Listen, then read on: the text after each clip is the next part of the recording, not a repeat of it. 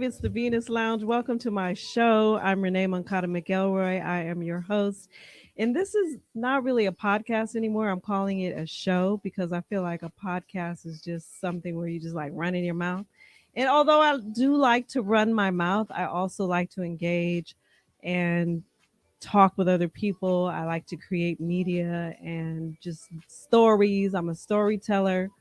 I love telling stories about us, whether it's photographs, whether it's music videos, streaming live, or TV series or documentary. I love telling stories. I love being able to share the journey of being a creative. And so, welcome to my platform, is what I'm just going to say, because that's what it is. I'm not really trying to put it into a box. I know it is not, so I'm just here and I'm glad you're here joining me. Don't forget to like and share.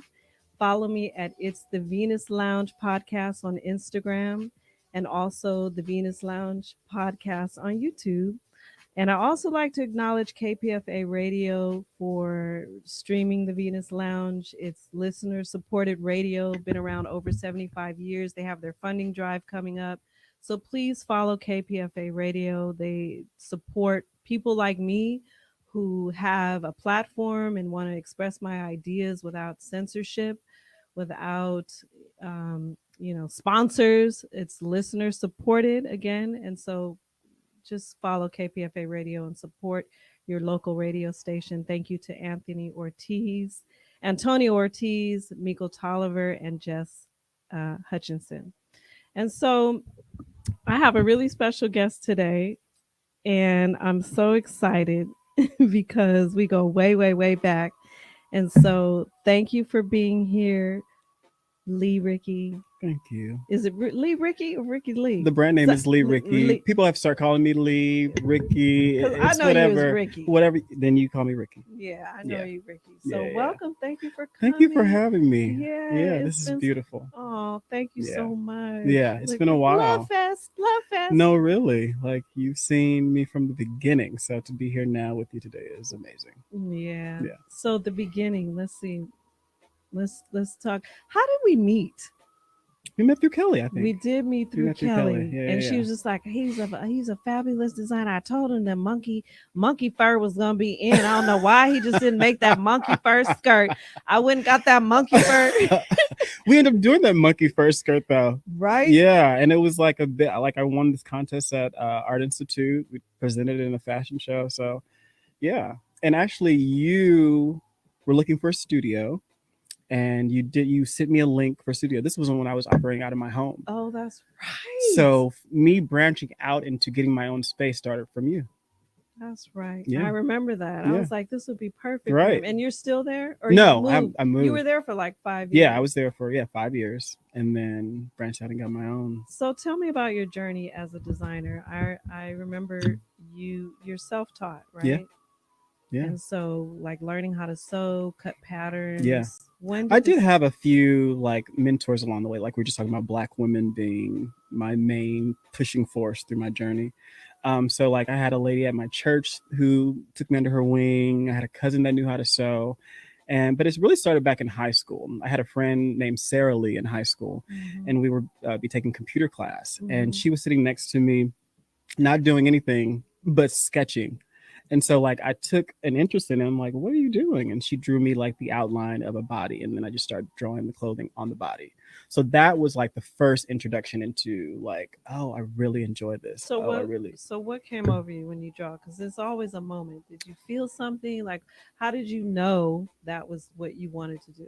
It just like, I would wake up and think about drawing. It's something that and still to this day, every day I wake up, I'm thinking about design, like without thought. It's just a routine of mine. So. And did you go to design school? I went to Art Institute for like a half a year. And then what happened? I learned that I could do it myself, so I didn't want to pay that money. You know what I'm saying? It's theory, and then there's actually doing it in the real world. Exactly. There's something to be said for that. Yeah, and I feel like it would have like kind of stunned me in a way. So I'm glad. I'm thankful for the journey that I did take. I don't regret anything. So tell me about that journey. What was the pivotal moment for you when you were like, I could really do this? Well, let's talk about the humble beginnings. Yeah, we gotta go. Because Let's go back. let's go back because Way back. I I can't remember what came first. Like if you came on the road with us working for Big Freedia, Hmm. we were we were on the road. I think I Yeah. met you through Kelly, and I was Yeah. like, I need an assistant. I just need a second pair of Right. hands. Yeah. I And did you a little came bit of everything. Yeah. Yeah. Yeah. everything. And I think our first big situation was when we went on Jimmy Kimmel. Yes. Yep. Yep. I remember. I remember getting the itinerary ready for that big trip. You know, putting the Mhm. binder together and everything, and all that. Now, like what I'm doing for myself was from what I learned from you. You know, Yeah. putting together an itinerary, making sure you're on time, and like Because waking I up used to be early. on Oh time. my I'm God! sorry. If you are late for a Renee production, you will not get the end of it. But no, it taught me how to be punctual. You know, it taught me Mhm. how to take things serious when people are counting on you. Yeah. So yeah, It was a big deal. it was huge. But I wanted to make sure that I put, sometimes people say put me on, Hmm. but it's you can put people on, but you also have to know if those people are going to show up for you, Yeah. because your name is on Front Street, you're Right. there. But I Right. always admired and loved the fact that you worked hard, you were dedicated, you showed up, and so Yeah. that was just something. But it carried over not just for me, but Yeah. also in your career, also. But Yeah. those were really fun Oh times. my God. We The learned a lot. Yeah, beginning we were on was Jimmy Kimmel behind the scenes. right. That was a whole. I couldn't even believe I was there. I remember that day. I remember that day. I remember Frida wore that black and white. Yeah, that Yeah. Was it Versace? yeah, it was Yeah. Versace at H&M. Yep. I remember Les Yeah, had pulled it it and was all very that. memorable. And I Yeah. remember one time you sent me a text and you said something like, 'cause you used to call me boss lady. Yeah. Hey, boss lady. Right. And I had this white leather chair that I bought, girl, and it was just like I was It was spinning around like in that chair. It was when I started my own production company in it was the 2010. chair. And you were, you said what? And I said it was the chair. It was. I used to spin around on that chair, but it just gave me so much energy. And I remember you told me when you moved into your new space, you was like you bought a big A white white chair. chair. And I say all that to say is you never know who you're impacting. Right. You never know who's watching. Exactly. So I always try and keep that in mind. Yeah. You take it for Yeah. granted I those little moments. remember everything about that office. And when you wouldn't be there, I would be sitting in the office in that chair Yep. doing work, feeling like, okay, this is gonna be me one day. And it truly And it is. manifested itself. It So really yeah. did. And Yeah. then from there, we were working on Frida, and then you also were there helping at the studio, my Yeah. husband's studio. Right. Thomas McElroy, shout out to my Yeah. husband, Thomas McElroy, producer, Yes. writer, and Yes. overall I creative. was teaching a fashion design after school That's program. right.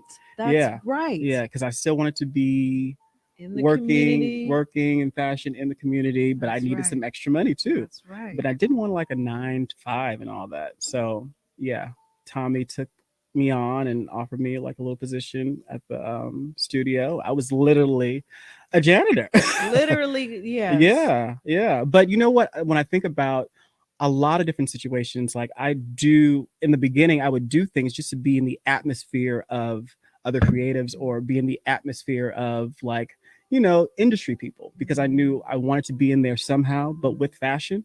So It I did didn't it. mind Yeah. doing any of it. It motivates you It to motivates be in the me. atmosphere Yeah. of greatness or progress, or Yeah. we're aiming towards this. Right. And all the Yeah, artists that would that's come in true. and out and That's a everything. great It point. was just like, and I didn't look at it as being a janitor. I just looked at it like I'm I'm in the working at, mix. right. I'm working at this nice ass studio. And Yeah. yeah, I'm an asset in a way. So And not only that, it doesn't matter what you are doing, yeah. whether you are cleaning toilets, waiting tables, making movies, Yeah. sewing clothes. When you do something, you do your best. You Right. give your all. Right. Those toilets are going to be sparkling. Those Right. tables are going to be Exactly. clean. You understand? Exactly. Yeah. Those clothes are going to be impeccable. Pristine. It doesn't Yeah. matter what you do, Yeah. because whatever it is that you do and you put your all into it, it's going to carry over into every aspect of your Exactly. life. Whether So you it do it doesn't horribly matter. or yeah. Right. So Yeah. if you're at a job that you do not like, best believe whatever you're bringing to the table in that job, it's going to carry Carry over over. into whatever else. Definitely. So, what was the biggest lesson that you learned from your From journey, just from starting here to. Well, can we tell the one Yeah, story? for sure. Well, you tell it. No, well, you leave me and Okay, so it I'll was come in. okay. So we'll before we jump into Okay, that, because this just popped into my head, and for this sure. is the Venus Lounge, and this is what we do. We just talk, and it comes off the top of the head, No and that's scripts. just Renee, because that's what she does. But so we've gone through so many different highs and And lows lows, yeah, together, for sure. and I remember it was a low point for both of us, Yeah, and I think I was we were at Kelly's house, and it yeah. was a banger. It was an all nighter. I'm just gonna say that. And I came in and you were in the bathtub and you were just like crying, Crying, crying. crying, like And profusely crying. yeah, and I Yeah, was just like, what's wrong? And we started talking yeah. and you got out and I remember drying you and we were praying or whatever and Then I then sat on the floor. Yeah, I couldn't even stand up that day. It was just, I was not happy with where my life was at that point, and I couldn't see a way out really. hmm, Um, so yeah, it was a really, really low. It was a nervous breakdown. I truly believe that was like a nervous breakdown. It was like I've yeah. never experienced anything like that where I couldn't physically stand up and I couldn't physically stop myself from Hmm. crying. So yeah, to this day, we always joke about it. Get up, get up. It was written in my journal, and I look at it often because not only did I get up, like I got up and ran, basically. Yeah, I Um, said get up off the floor. yeah, you said get up off the floor, Pull yourself up pull first. yourself up. Yeah, Like physically pull yeah. yourself up. And I took that literally, like, Yeah, because I was like, get up. right. You're like, no more. That's it. Get Get up. up. And you stood up Yeah. and you were like, and we like stood up Mm-hmm. and we Mm-hmm. prayed and Yeah. then we got. So, what would be your advice for people who are in a dark corner like that? Because when you're in that space, it looks Yeah. like nothing. Yeah. And I wonder, like, what would have happened if I didn't have, like, what if I was by myself and how long would have stayed on the floor, or not thought about, an out to that situation. Mhm. So I would say definitely if you have a support system, and it sounds so cliche, It does. reach out if you have a support system.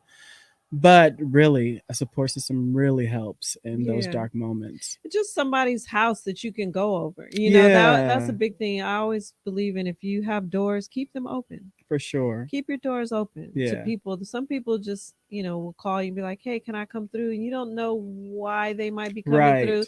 Yeah, come on Yeah, by. Kelly's like that. She really She's is. She definitely has an a open revolving door. door. Oh yeah, Friday's son was just there yesterday, and she was like, Hmm. "I don't know why he came by, but obviously he needed some energy or something." So It's true. She's such a nurturer. yeah, So Kelly is the matriarch of our circle. you're right. We call ourselves the Fly. flies.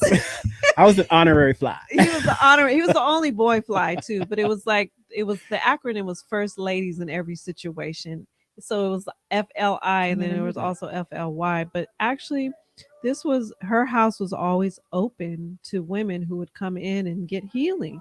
Like we Through would conversation, just conversation, yeah, food, she food would cook, ideas, yeah, yeah, and it was a environment like when you talk about no judgment, it was really no judgment. And the yeah. only way to not feel judged is Hmm. to actually be at the bottom. True, When you are true, down there, true. you are like everybody's on the same level. I don't care what it is. Right. And we all were there, Yeah, in So some way. Yeah, yeah, yeah. so it was even it was no judgment in the truest sense Hmm. because we were all related Yeah. to what we were going through, but we also supported each other Right.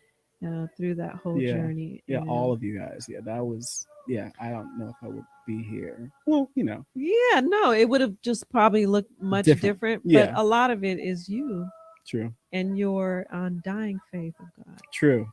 Like True. you are so faithful. So You he's my guy. every Yeah. post, He's my guy. you glory be to God. You Yeah. always are acknowledging. Yeah. Where does that come from?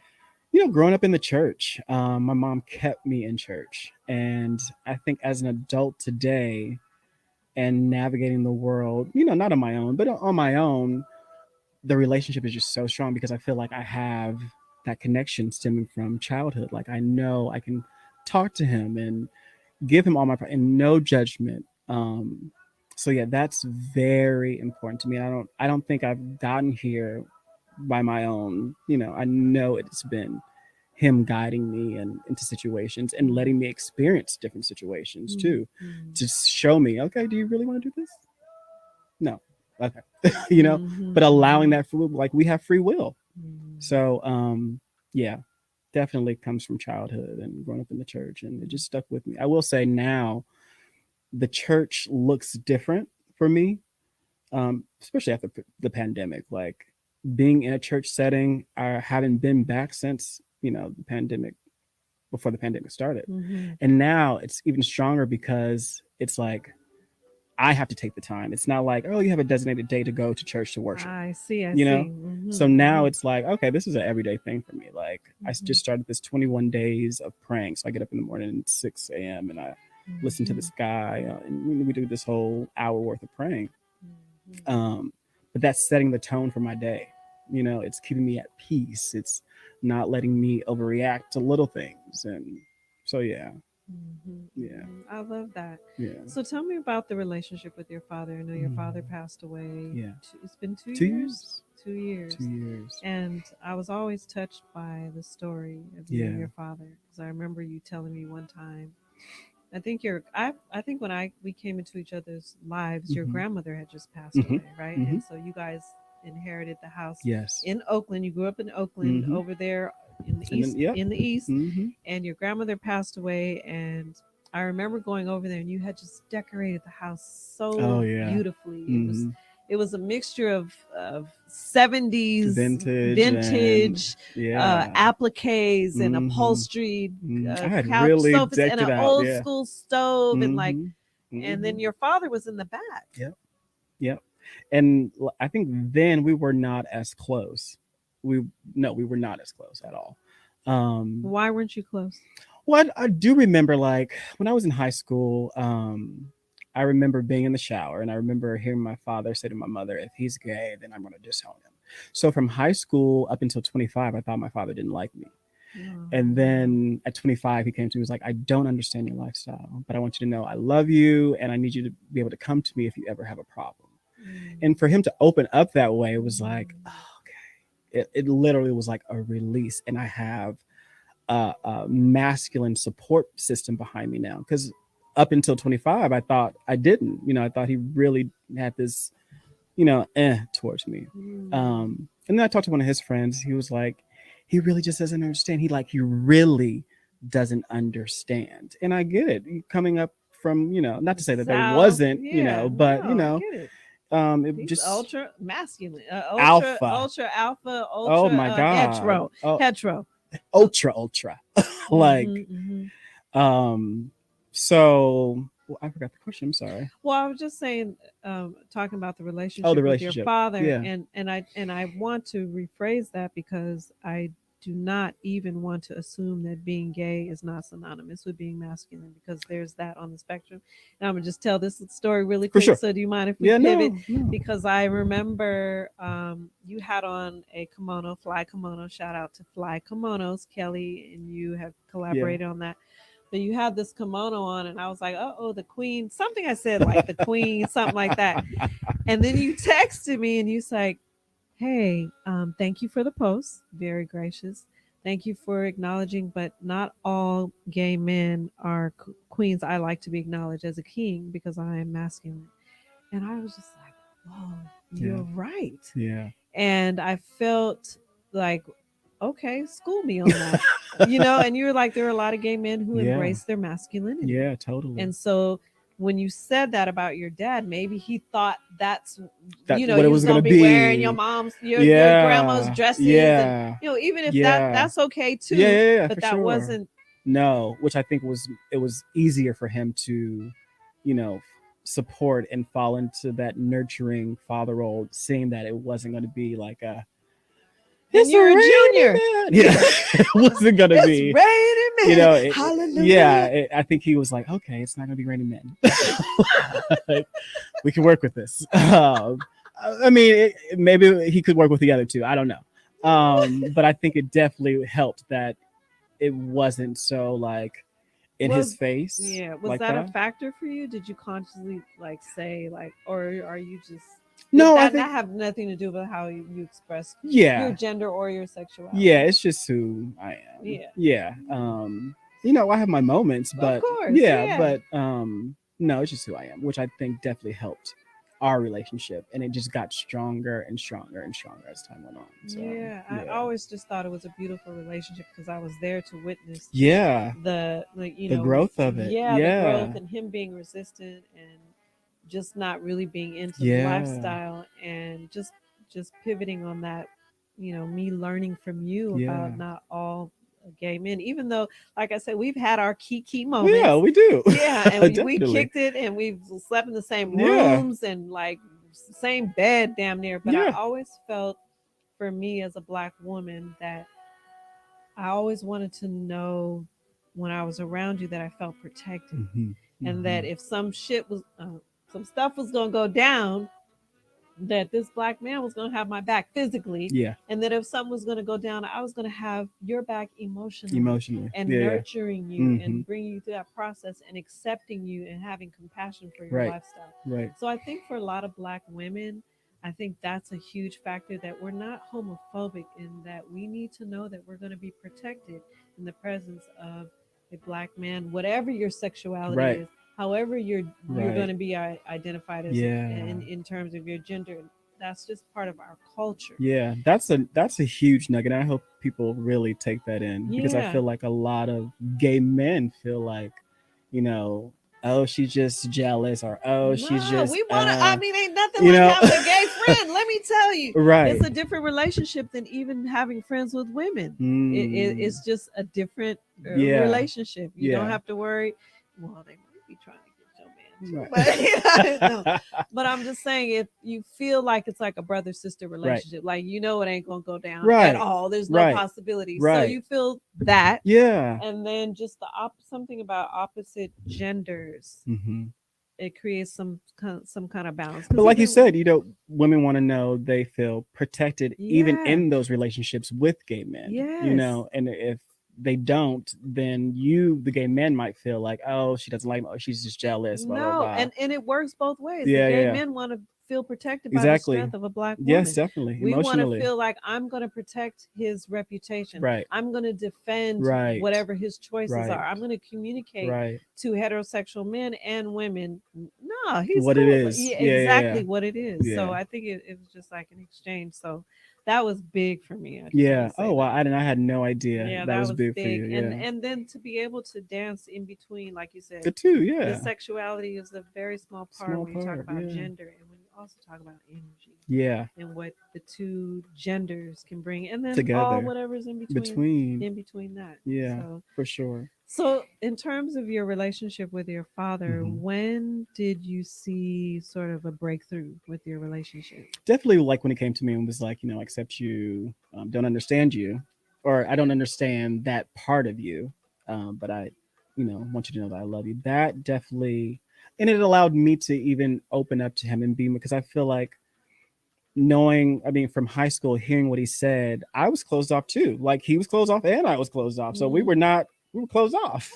So, but hearing that allowed me to um, be more open with him and be more vulnerable with him, which allowed him to be more vulnerable with me because then he started to share some of his struggles with me. Um, and that's when our relationship really started to just gel. Like it was just a beautiful, like, I think for any son you definitely want the support of your father. You definitely want, yeah, that is like the goal. For me personally speaking, really, yeah, that really, is like huh, yeah.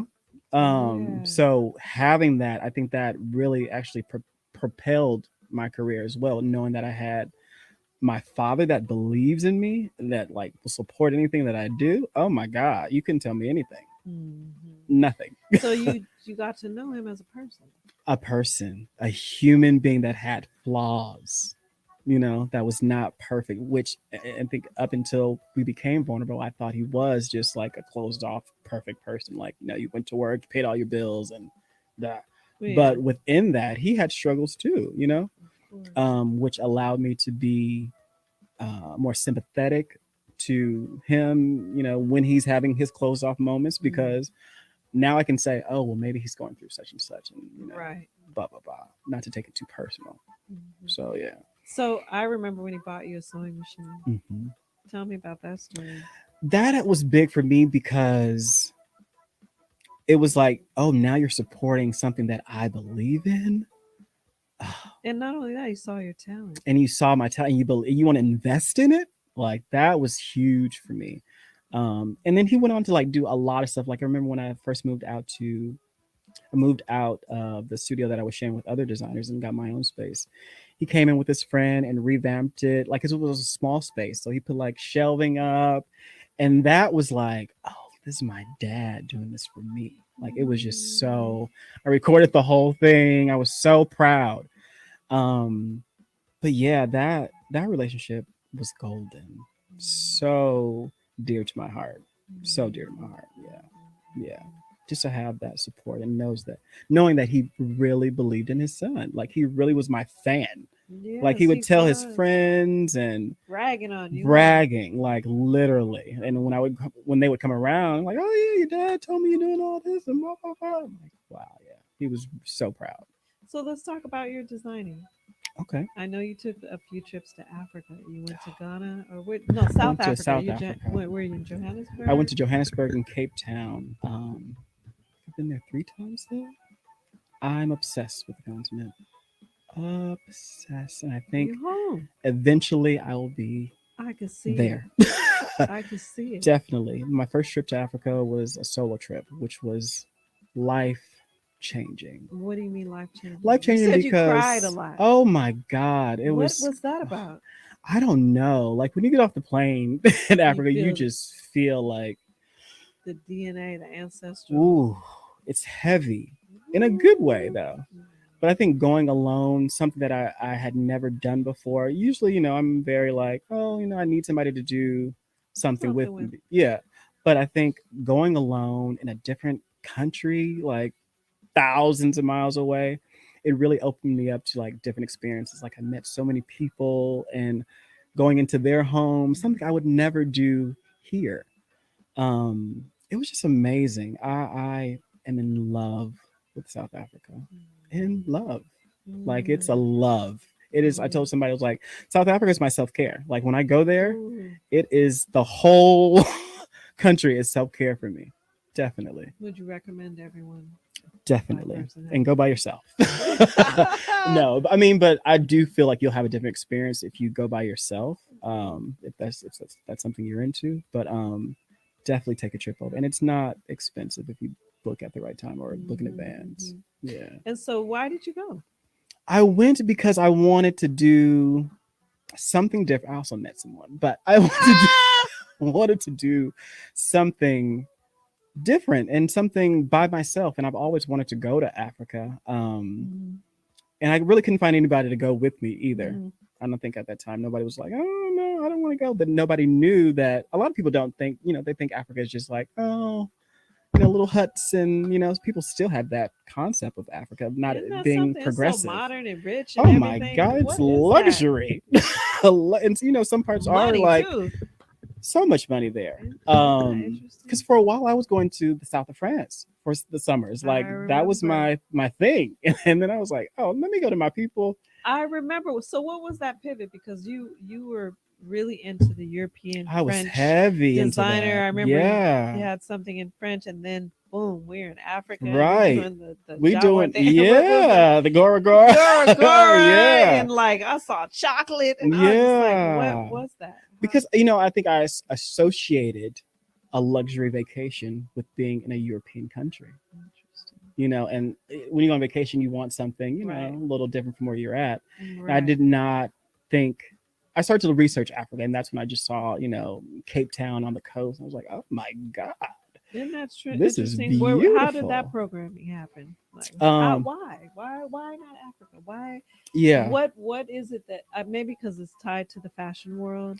definitely. I love the tailoring in African clothing and the way the men especially the way they wear their clothing and just the silhouettes is just so. I was gonna say a lot of parts of the world, the men Oh yeah, outdress the women. I've definitely traveled some, and I'm like, the men got it going on. clean. clean, know how, in a Interesting. subtle way, Right. No, tailored. tailored, not like labeled out like we did. That's one thing I did learn. Like when I started first traveling in the European countries, like you do not go over there trying to be all. They're looking at you crazy. Most people, especially in Europe, they're wearing jeans and t-shirts, and it may be a label, but you wouldn't know that. Right. It's Right. It's not very labeled like no, Versace. not at all. Yeah, They're looking right. at you kind of like, what are you doing? Tacky. Yeah, like you don't have Yeah. money. Obvious. Right. It's clear. Right. Yeah, Right. it's Right. clear. Right. So Right. traveling has been like a huge part of the design process for me as well. Mhm. So let's back up a little bit. We'll talk about when the pivot happened for you. So when did you started sewing and making little pieces here and Mm-hmm. there? Mm-hmm. I would say maybe 2014, 15. Well, before that, well, I was living in Stockton for a while, and I was Mm-hmm. doing little stuff. But then when I came here, yes, I was doing like little just pieces from myself, or Mm-hmm. just Mm-hmm. but it wasn't really a business. And I was doing a lot of fashion shows. I do remember I was doing fashion shows. Yeah, I remember And then that. there was a time where this is where it clicked for me. Mm-hmm. I was doing fashion shows, and I realized all I was getting from fashion shows was this. And I was like, wow, I'm spending all this money, inviting all these people, doing all this stuff. Nobody's really, this is like a entertainment for them, and I want a business. So someone came up to me after the show, and he was like, if you make something and have it like at the show, maybe people could buy it, and then it would turn into a business instead of you just doing all these fashion shows. So I remember I did the next fashion show, made a few pieces, no one bought anything. But it was okay, because that doing production, that started me the whole process of thinking about, okay, I need to do production and do my patterns and everything like that. So that actually sparked the idea of, okay, now maybe I can open a website and have people buy from the site. So yeah, So how did you? So what was? So the first step was you just did a few pieces, right. and then you realize, okay, I could make this into a business, Hmm. and I need people to cut. Like, Hmm. what's the process? Because I know it's a lot. It's a lot. I've been very blessed in different situations. Like even moving into that studio, I moved into a studio that had cutters and sewers. And Giselle, the owner of that space, we're friends to this day. Like we've traveled to Paris, we've traveled everywhere together. Mhm. She took me under her wing. I don't think she knew it at the time, but then later on in life, we became really close. She took she took me under her wing and really just showed me the ropes of how to start a clothing business. And so what I would do is just watch her and see how she would do things. She offered, some of her cutters and some of her sewers to help me out. Mhm. And that's literally how it started. It started very small. I remember when I first started the website, I only did shirts. I did crew neck shirts in like different, actually, fabric that she was going to throw away. I remember you doing bow ties too And for a bow minute. ties. Yeah. Oh, that's way back. That's even before that. Yeah. Yeah. Yeah. Wow. I forgot about that. Yeah, I remember you doing bow ties. They were Yeah. nice. I think that's how it started. Yeah, you started That with was the bow the ties. beginning. I Yeah. forgot all about that. Yeah, the bow ties, and then you moved into the space. Yeah. Okay, go ahead. Yeah. And then I started the web store by just doing crew neck shirts out of like fabulous fabric that she was going to throw away. And that's actually how I learned about using dead stock fabric. And so What's dead stock? dead stock fabric is like the fabric that the fabric mills is going to throw away. And so they sell it to independent like fabric stores. Okay, got But it. once that fabric is gone, it's not being reprinted. And so, like, fast forward into today's world and how I use dead stock fabric, I use it as a like exclusivity component to the brand. Mm. So if you buy this, we're only going to make a certain amount, guaranteed that no one else will have it because the fabric mills are not making this fabric anymore. And so people are like, oh, I'm not going to be walking around with thousands of people wearing my stuff. And then dead stock is, you add in the sustainability portion, which, that's, you can get funding up the woo wow when you just throw on Right. sustainability. Sustainability, recyclable, Exactly. repurpose. Exactly. I think I skipped a lot, but No, I get. yeah, Yeah, no. yeah. So then, how did you get to the point where you're doing? Production and stuff. Yeah. Um, I think after leaving that studio, I got a lot of connections of finding what do you call it, manufacturers. And I found a manufacturer that would do small runs, because usually when you go into manufacturing situations, they want you to do 100 or 500 units plus to even for them to even start the work. So I met a nice lady that saw my talent. Another woman saw my talent and was like, come on, how many pieces you want to do? Kept the minimum really low for me. And she's with me to this day. Like 10 years? Yeah. Yeah. She just Yeah, actually just said it. Yeah. I was going to say 10 Mm-hmm. years. Okay, so let's talk about some of the other opportunities within the industry that help you move along. So, the OnlyFans situation. Yeah. I mean, was that maybe there were other situations that helped propel Yeah. your Yeah. Yeah. career? Were there anything before the I'm OnlyFans? pretty sure there was a lot. Yeah, I because mean, it was a really it's a like slow one grind. after thing, Yeah. it was, yeah. And I can't remember all the things.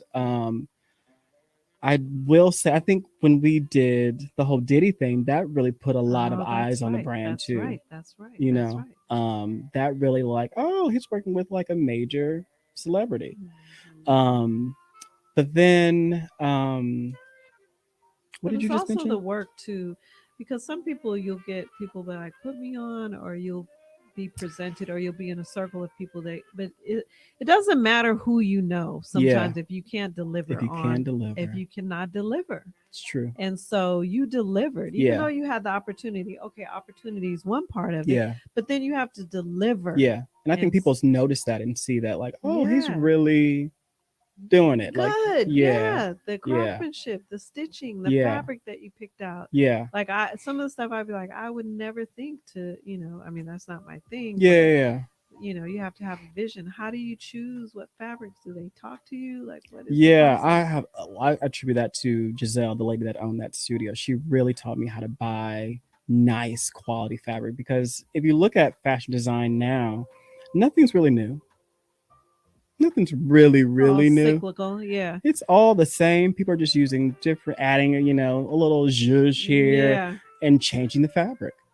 And so once I learned that it's all about having nice quality fabric, I think that kind of set me apart from other, independent brands. And people just start to take notice. The Mhm. OnlyFans thing came. I wanted to really step out of the box and see if I could win this competition that was promising, a $25,000 prize, and I think a $50,000 prize.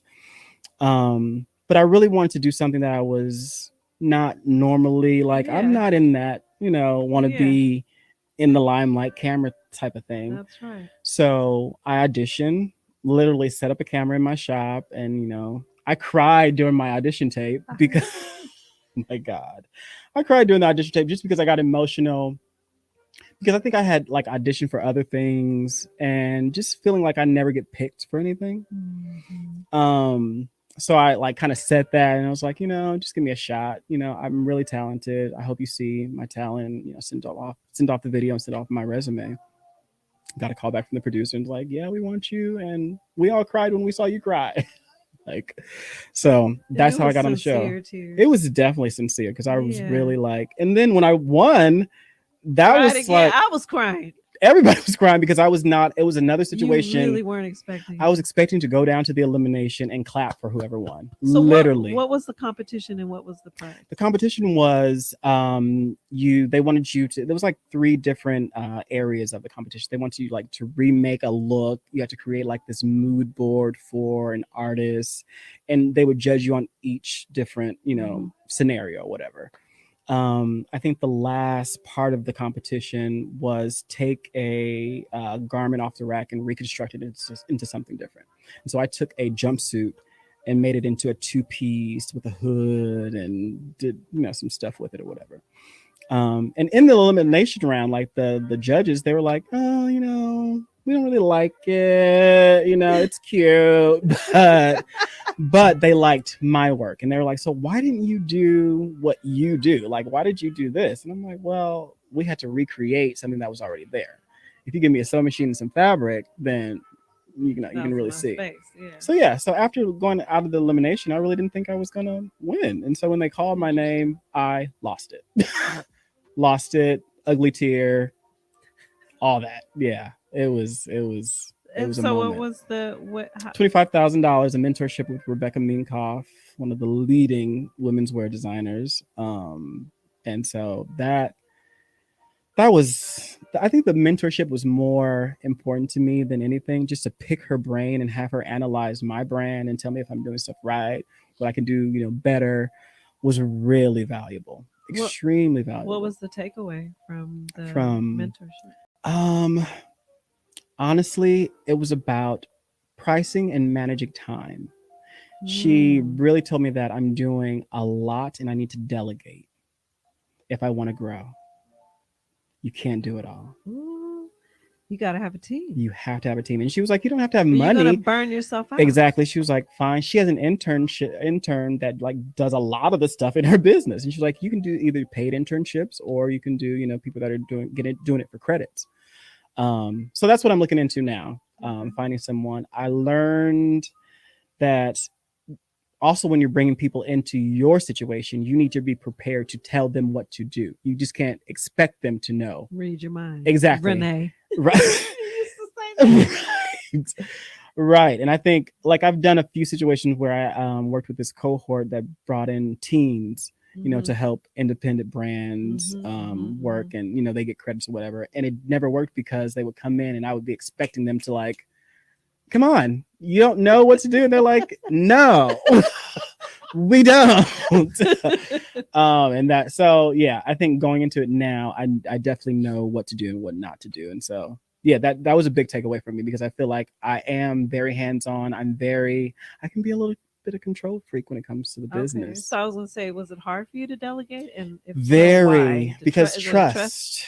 trust, So no one's trust, gonna be able to do it like how I trust do with it. my baby that I've I'm leaving you my baby nurtured. here today. Yeah, I've nurtured this thing like I've like literally from nothing, and to give it to over to someone is like it's scary. It's so scary for me. So Very how did you scary. cross that threshold? What was I was about to be burnt out and realize, okay, sleep? yeah, right. No, really. Yeah, I was really on the brink of like cracking, you know? Yeah. Yeah, We were talking about this earlier. You ask God for something or you pray on something like, I want this opportunity. And then when you get it, you have to show up and deliver. right. And then you're not thinking about all of what it takes to The be long term. yes, the Yeah, long term to be in it. And you need a team. yeah, you definitely need a And team. having a team requires trust, letting Yes. go of control, Yeah. and also in taking new ideas and new And ways being of open doing to things, it. being Yeah. open to it. Yeah. And Yeah. that's how you grow. Yeah. Yeah. And that was a big barrier for me too, I will say. Even though I would like to think that oh yeah, I'm open to ideas Yeah, and it's la la easy to la. say. But when somebody starts to give you ideas, feedback of something that you've already come up with, it's like, and I had to check myself about it. Like Uh, Kelly does that a lot. Kelly mhm, has some brilliant ideas and she's really good at picking fabric too. mhm, And I had to really like, okay, maybe she's here for a reason. Maybe God has mhm. like, so let her, if she's, and literally every time she picks a fabric, it'll be like one of the number one sellers on the site. Mhm. Some people just have that talent. That, yeah, Colors, fabric, they speak a different language too. right, right. She's And on that level with she's it. exactly, Yeah. exactly. And So, sometimes we have to give credit. Sometimes if it seems like something someone is contributing looks like something really small, mm-hmm, but then you recognize there is a certain skill and talent and a certain intuitiveness that mm-hmm, even not everybody has that. And it could be like, right. yeah, that, Yep, or picking talent, or seeing, yep, having a vision for something. yep. That's a skill and a It talent too. is. It And is. even if it looks easy, just to be able to tap into that is a talent. Yeah, And yeah. not everyone can tap in No, like that. yeah. I know I have a I hard know it time. doesn't So, always mean like vigorously doing work and and like yeah, I'm a yeah. machine. I can do this. I do Right. that. Sometimes it could be like, A thought. yeah, Yeah, or a and a vision. vision, Mhm. definitely. So tell me about the shy. The shy. So that came up.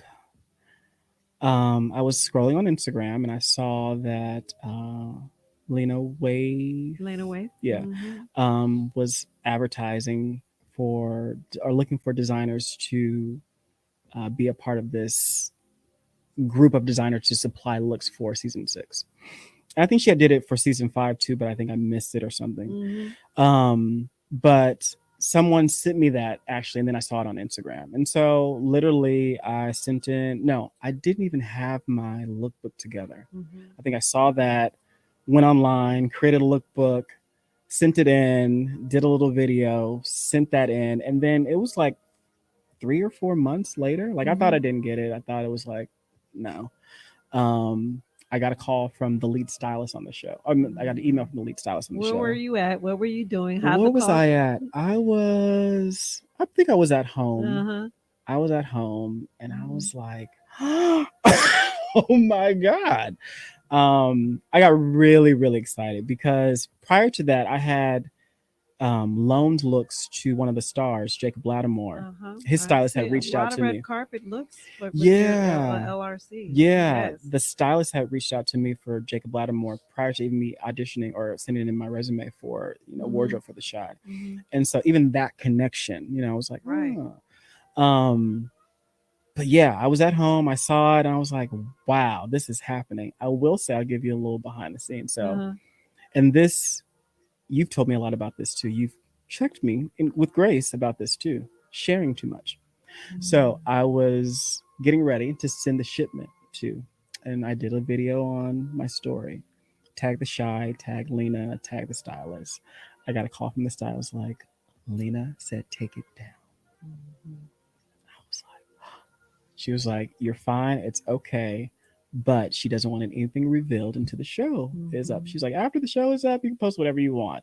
But she doesn't want anything in the ether. See any people, haters, or people taking the idea. It's not as compelling when it doesn't have the proper introduction. Exactly. So I was like, and on the flip side, I was like, oh my God, Lena knows who I am. Right.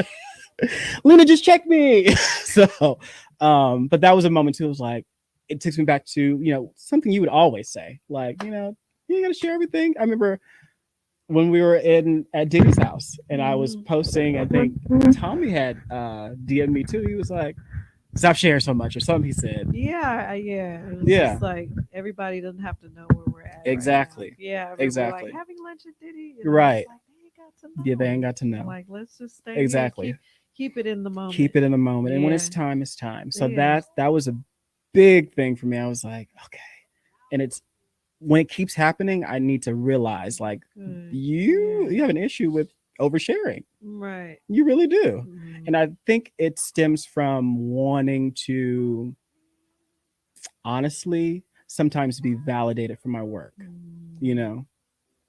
I definitely I can be honest and say that. Yes, because I think, we all want to be validated. Like, I'm here. Exactly. Right. Right.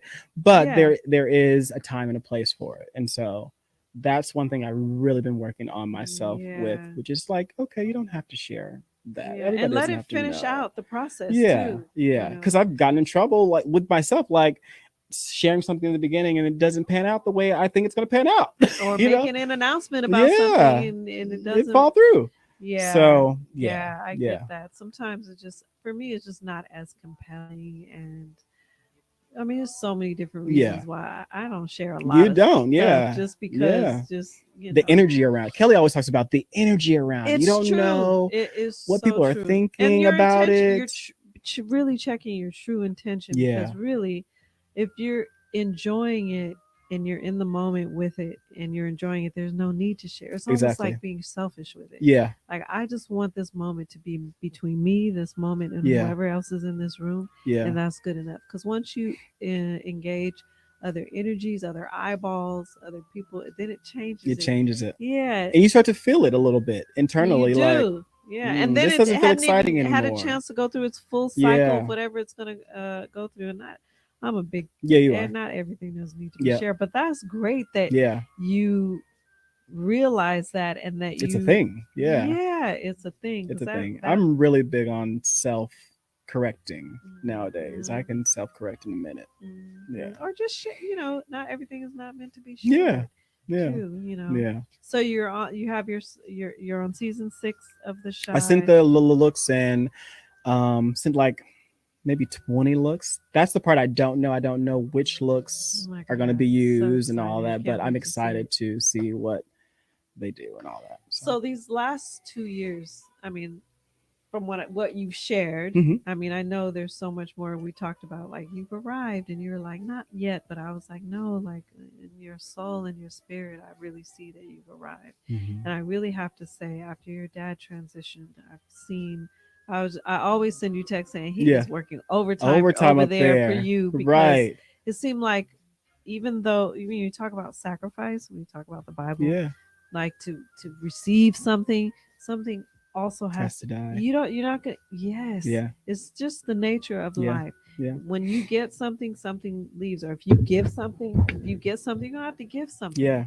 And so I feel like, I mean, I hope I'm not speaking out of turn, but when your dad transitioned, it just, You're not the only person that said that. it looked like A it just, lot he of just people have was like said that. ring ring ring Yeah, a lot of people have said, your dad is up there just working.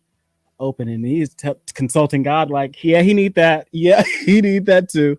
Yeah, and I see it too. I definitely see it. I feel it. Um, yeah, for sure. Didn't you tell me, you told you a story that your grandfather was a designer, or Yeah, well, he used to make leather bags. see? He used to make leather bags for my grandmother. It wasn't like a profession, but he just had the craftsmanship of learning how to hand stitch like these little nice leather, genuine leather This is clutches. your dad's dad or your mom? My dad's dad. Interesting. Yeah, and I have two of them. You have two of the I have two bags? of them. They're beautiful. Oh my God, They're that's, you're gorgeous. rich. Yeah, Oh my they're gosh, to be able to gorgeous. have that. Yeah, yeah, yeah, So I know your dad was like your best friend. Your yeah. junior. Biggest supporter, best friend. Yeah, that's my guy.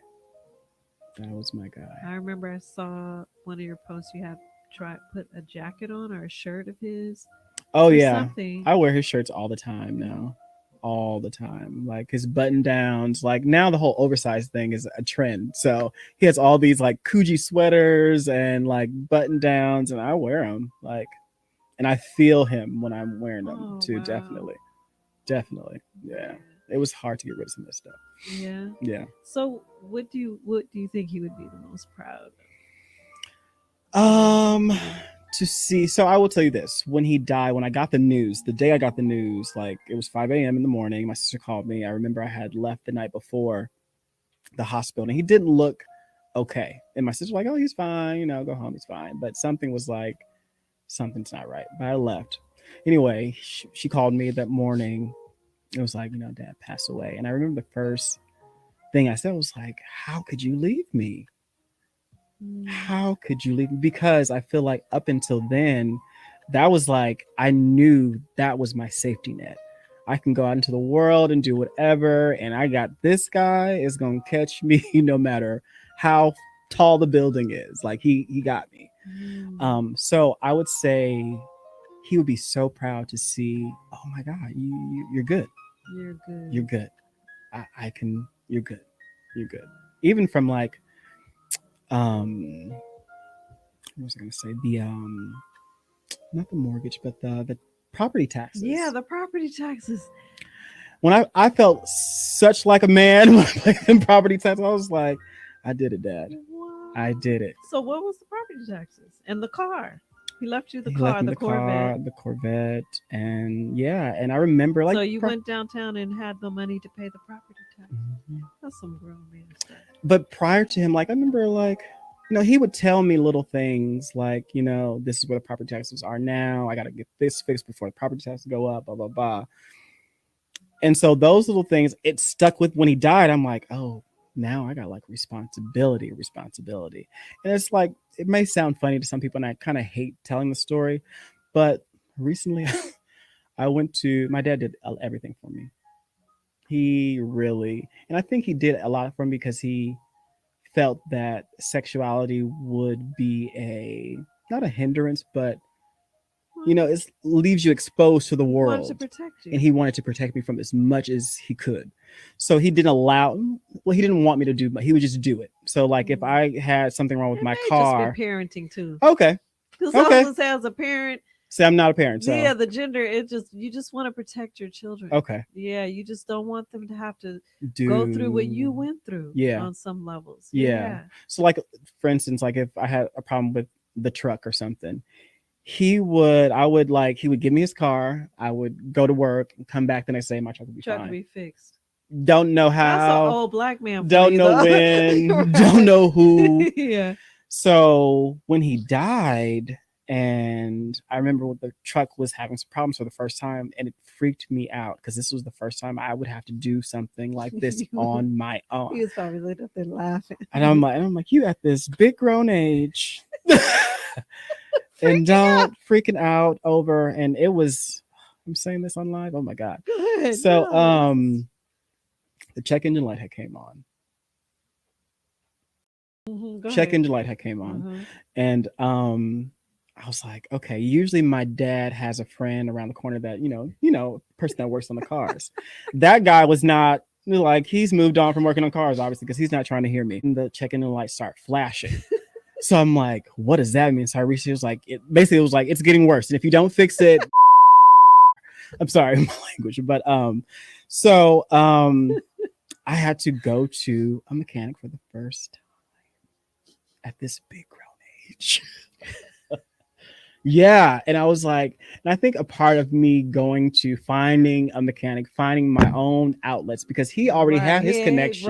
right. So Years and years. now me developing those relationships with mechanics and plumbers and gardeners and everything, Mm. I love it. I feel, What does it make you feel? it makes me feel strong. It makes me feel capable. Mm. Um, and I know those are things that he would be like beaming, like, because that's that alpha man duty. Like he would be just be like, "Oh, are you really taking care?" He would call me buddy. You really taking care of business, buddy? So yeah, he would be Isn't that extremely something? proud, extremely proud. Yeah, yeah, I love that. yeah, I've seen the growth so much. yeah, Like that it's just like standing on the sidelines and watching. It's a yeah. beautiful story. I always tell people, like, when he died, it felt like someone kicked me out the window and was like, "Okay, now it's time, your turn to fly.